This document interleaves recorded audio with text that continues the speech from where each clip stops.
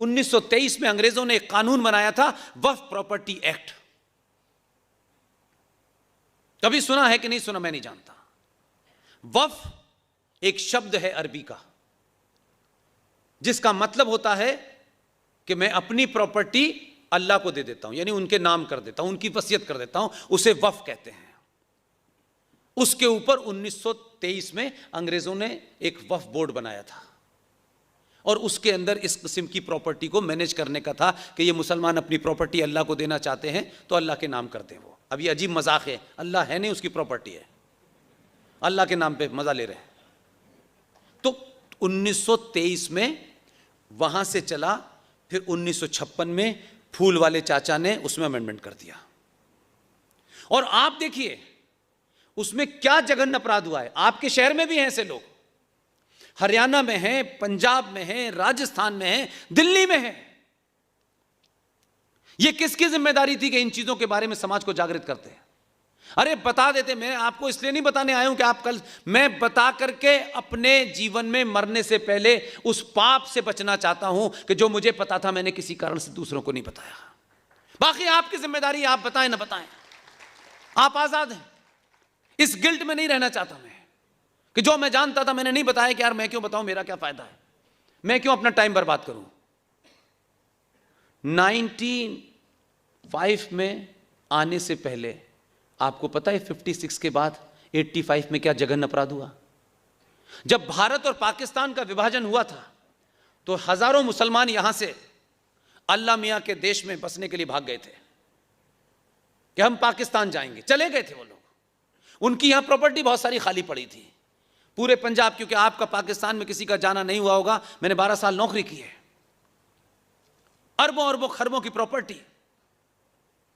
लाहौर तो बहुत रिच जगह थी, और लाहौर किसके नाम पे बना हुआ है? भगवान राम के पुत्र लव और कुश के नाम पे लाहौर बसा हुआ है। भगवान राम के बालकों के नाम पे जो शहर है वहां दिवाली नहीं मनती, यहां मनती है। उस लाहौर में खरब खरब पति थे हिंदू। पंजाब की एक मंत्री थी इस सरकार में, मोदी सरकार में, उनके एक ओएसडी हमारे दोस्त हैं, वो जाना चाहते थे, मैंने वीजा दिलवाया, मैंने कहा आ जाइए। वो गए, झंग नाम की एक जगह है पंजाब में, उन्होंने अपना घर पहचान लिया। मैंने कहा रोना धोना कम करना यहां। वो चले गए, घर पे आंसू निकलने लगे उनके। और उस घर में मैंने बताया कि ये इनका घर है, ये मेरे दोस्त हैं, ये मिलने आए हैं आपसे, ये अपना घर देखना चाहते हैं, इनको अपना घर पता चल गया है। उस घर में बच्चियां मालूम है क्या कह रही थी? ये जरा सोचिए कि उस आदमी के सीने पे क्या असर हो रहा होगा। उनका भाईजान, ये आपका घर है, आप लोग बड़े अमीर थे क्या? अब ये अपने घर के भावुक हो गया बेचारा ओएसडी। उसने कहा कि यहां तो हम जब भी कोई दीवार में कुछ भी कील ठोंकते हैं, दीवार टूट जाती है, उसमें से हमें चांदी की अशर्फियां मिलती हैं। कहीं हम यहां गड्ढा खोदते हैं, हमें यहां सोना मिलता। उस बच्ची के लिए एक एक एक एक एक, एक अजीब सा सरप्राइज था ये कहना, लेकिन उससे पूछो, उसको सब पता है। ऐसे रिच मकानों को जो यहां से मुसलमान गए थे उनको लाहौर में जगह दे दी। आपके यहां इंदिरा गांधी ने ये मर्दानगी का काम किया था। उसने कहा कि दिल्ली पंजाब में जहां जहां से मुसलमान गए हैं, ये हिंदू जो यहां से आए हैं, इनको इनकी प्रॉपर्टी दे दो, इसमें बसा दो। ठीक है, फेयर इनफ। 84 में उनकी हत्या हो गई। मुसलमानों ने राजीव गांधी से एक ही डिमांड रखी, और मैंने कहा कि उस दौर में तो हम भावुकता में ऊपर उठे हुए थे ना। बीजेपी की स्थिति पार्लियामेंट में एक फूल दो माली वाली थी।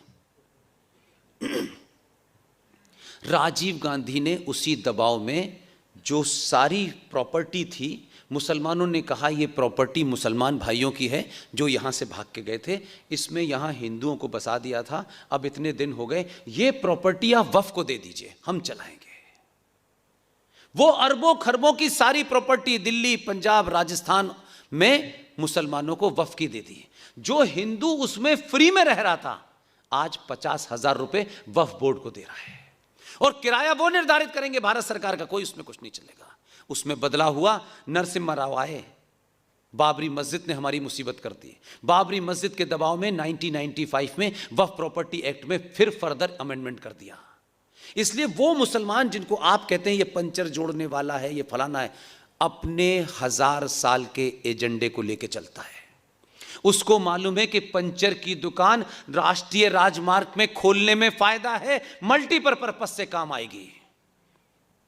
उसका एजेंडा समझिए। आपके सामने घटना घटती है, आप उसे इग्नोर करना चाहते हो। नेशनल हाईवे पे जितने होटल बने हैं उनके नाम सुनेंगे, जय माता दी, और है अल्लाह मियां के पास। आपको पता ही नहीं है 1971 वॉर में, 65 वॉर में एक आदमी रामपुर में 10th क्लास में पढ़ता था। 65 वॉर में रामपुर कैंटोनमेंट एरिया से जब फौज जा रही थी, उसने लोगों के साथ 20-25 लड़कों के साथ मिलकर सड़क खोद दी थी। उस जमाने आईबी नहीं थी, इंटेलिजेंस ब्यूरो नहीं बना था। जो डिस्ट्रिक्ट मजिस्ट्रेट होता था, वहां के डिस्ट्रिक्ट मजिस्ट्रेट मिस्टर सहाय थे। उस लड़के ने मिलकर, मैं 65 की बात बता रहा हूं, उसने सड़क खोद दी। आदमी के, आर्मी का जो कन्वॉय था वो घंटों रुके रहे। 10वीं क्लास का लड़का था। सहाय साहब ने उसको अरेस्ट किया। दिल्ली से ऑर्डर गए कि इसको शूट कर सकते हैं आप, लेकिन सहाय साहब ने यह सोच के कि यंग लड़का है, गलती हो गई होगी, उसकी धुनाई तबीयत से की और फिर यह कहा कि 24 घंटे में शहर छोड़ दो तुम। ये कोई मामूली लड़का नहीं है। वो आदमी रामपुर से भागा, रातों रात अलीगढ़ आया। अलीगढ़ मुस्लिम विश्वविद्यालय तो दूसरा पाकिस्तान है, आपको पता ही है। वो वहाँ रहा, वो बड़ा हुआ, वो पढ़ा, वो इस देश की नपुंसक राजनीति का हिस्सा बनते हुए समाजवादी पार्टी में बना, और जिसका नाम है आजम खान। वो आपकी सत्ता के शीर्ष पे चला गया, क्योंकि हम जानना नहीं चाहते। इसलिए नेशनल हाईवे पे पंचर की दुकान भी खुल रही है तो वहीं खुल रही है, मैकेनिक की दुकान भी वहीं खुल रही है कि इसी आपदा के समय रात में किसने खोदा किसे पता चलेगा। एक्सप्रेस वे तो आप बना रहे हैं, इस एक्सप्रेस वे पे कौन सी विचारधारा चलेगी इसको भी तो तय करिए। इसलिए 95 में क्या हुआ, आप चुप रहे। यहां भी 2013 में वक्फ प्रॉपर्टी कानून भारत की संसद में रख के पास कर दिया गया। आप नहीं बोले, आप नहीं बोले। महंगाई पे बाजार बंद, जीएसटी बढ़ गया, बाजार बंद, इनकम टैक्स कम दो इसलिए काम नहीं करेंगे। हम यही करते रहे ना, यही किया। 2013 में भारत की संसद में वक्फ प्रॉपर्टी कानून को एक कानून बना दिया गया। आपको बताऊं, आप सुनना चाहते हैं? सच में वक्फ प्रॉपर्टी एक्ट 2013 के तहत उस कानून में ऐसे प्रावधान कर दिए गए हैं कि ये जो हॉल है आपका, ये सरकार का होगा या किसी प्राइवेट आदमी का होगा।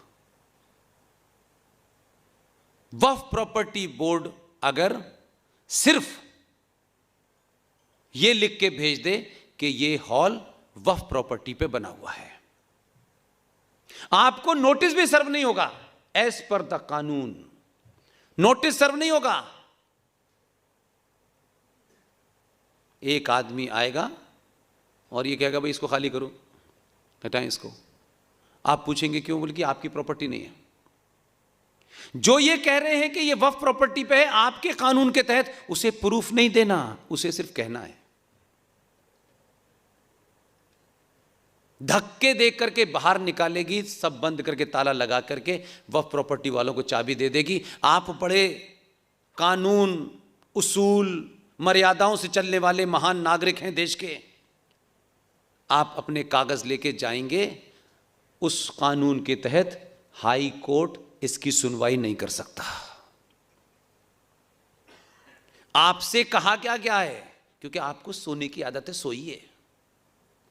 यह कहा गया है कि आपको अपनी लड़ाई लड़ने, अपने कागज लेके वक्फ प्रॉपर्टी का जो बोर्ड है उसके ट्राइब्यूनल में अपील कीजिए। अब आप मुझसे पूछ सकते हैं कि इस बात में क्या सत्यता है, ये मन में आपके आ रहा होगा, आपको लग रहा होगा कि इतनी चौंकाने वाली बातें हैं, हमें कैसे नहीं पता, हम तो रोज टाइम्स ऑफ इंडिया पढ़ते हैं, हम तो रोज 1 घंटे टीवी देखते हैं। यही आपको लगता होगा ये सारी बातें मुझे ही क्यों पता हैं? जाइए घर पे वेरीफाई करिए। कल भी मैंने कहा और आज फिर कह रहा हूं, नई नई शादी हमारे यहां बच्चे करते हैं, लड़के लड़कियां, पूरा परिवार शामिल होता है, शादी होती है, बड़ी खुशी होती है, और पति भी कमाल का आदमी होता है, अपनी अच्छी खासी पत्नी को, जिसके साथ अभी जीवन उसने शुरू किया है, सबसे पहले उसे ताजमहल दिखाने ले जाता है। मैं पूछता हूं, कभी 2 बार अपने मन से भी तो पूछा करो कि यार हम ये क्या करने जा रहे हैं, कहां जा रहे हैं, क्या दिखाने ले? ताजमहल क्योंकि हमें पढ़ा दिया गया है, तो हमारे माँ बाप की, हमारे बड़ों की जिम्मेदारी नहीं थी कि ये गलत लिखा है बेटा, ये नहीं है। ताजमहल एक कब्र है किसी की, उसे खूबसूरत बना दिया गया है और कहा गया ये मोहब्बत की निशानी है। उनकी अपनी किताबों में लिखा है ये मोहब्बत की नहीं, ये तकलीफ की निशानी है। और वहां वो बेचारे जाएंगे, फोटो खिंचवाएंगे, और बेचारी लड़की भावुकता में अपने पति से कहती है तुम भी मेरे लिए बनवाओगे? अभी जीवन शुरू किया है, वो बनवाने के चक्कर में लगे। उस ताजमहल को जिसे दुनिया के लोग आते हैं, आप उसे शान से दिखाते हैं, और भारत का राष्ट्रपति हर आने वाले विदेशी मेहमान को ताजमहल देता था कि यह भारत की पहचान है। भारत का राष्ट्रपति विदेशी मेहमानों को भारत की पहचान के रूप में ताजमहल देता था। यह हमारा मानसिक दिवालियापन है।